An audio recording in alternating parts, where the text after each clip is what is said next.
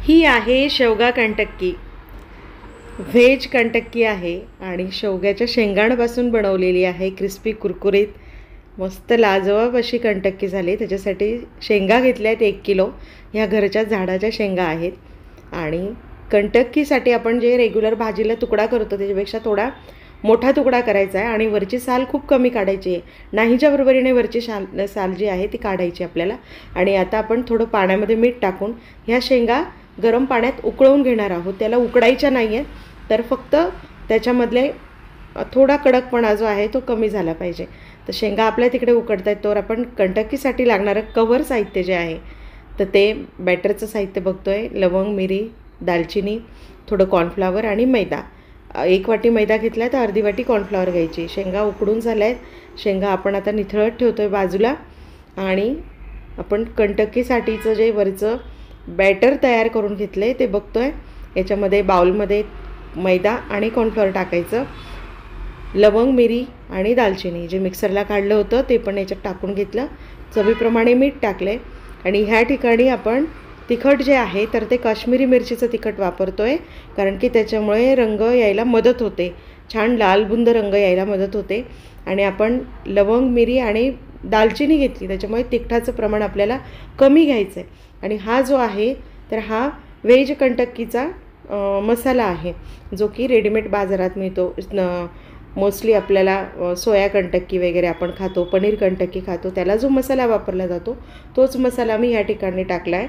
जर असेल तर टाकायचा, नाही तुमच्याकडे तर तुम्ही ह्या जरी साहित्यात टाकलं तरी क्रिस्पी होते, अतिशय छान होते.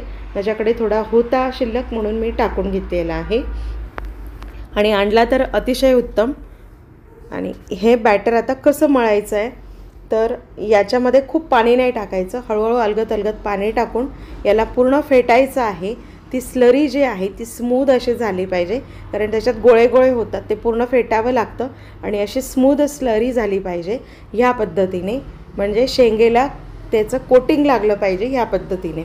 आता आपण हे कोटिंग लावून घेतो आहे बघा. शेंगला असं कोटिंग लागतं आहे छान. तिकडे आपलं तेलही तापायला ठेवलं आहे आपण साईडला. आणि हे असं कोटिंग करून तेल तापलं आहे की नाही ते बघतो आहे आपण. तेल तापलेलं आहे आणि याच्यामध्ये आता एक एक शेंग टाकून घेणार आहोत. शेंग टाकताना काळजी घ्यायची आहे, अंगावर थेंब उडायला नको, कारण की पाण्याचं मॉइश्चर असतं शेंगमध्ये आणि ते तडतडतं. आणि गॅसची फ्लेम आपल्याला हाय ठेवायची आहे, कारण की ओलावा असल्यामुळे आपोआप तेलाचं टेम्परेचर कमी होतं. 7 ते 8 शेंगा सोडून घ्यायच्या आहेत, तोपर्यंत गॅसची फ्लेम आपल्याला मोठीच ठेवायची आहे. नंतर जेव्हा ते जे कोटिंग लावलं आहे आपण कंटक्कीचं ते कोटिंग थोडंसं त्याला पापुद्रा कडक आल्यावर मग गॅसची फ्लेम कमी करायची आहे.